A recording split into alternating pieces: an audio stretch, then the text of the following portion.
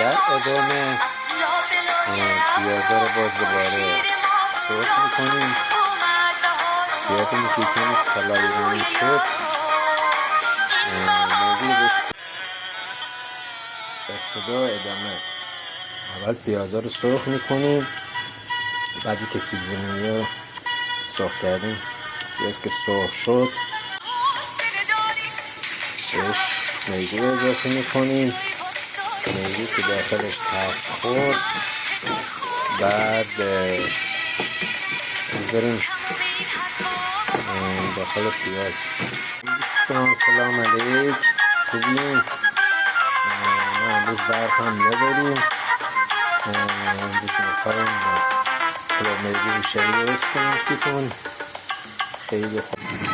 در ادامه گفتیم کشمش درزش بهش میگو اضافه میکنیم و بعد ادویجات بهش اضافه میکنیم، نمک بهش اضافه میکنیم. بعد که خوب تفت بدیم و میگو با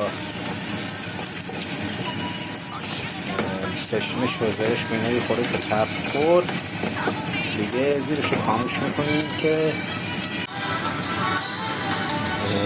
بعدی که میگو رو به پیازه اضافه کردیم بذاریم میگو خوب تفت بخوره خورده پخته بشه. پخته که شد بهش کشمش یه مقدار زرش به جای پای زرش من زدم میریزیم، مخلوط میکنیم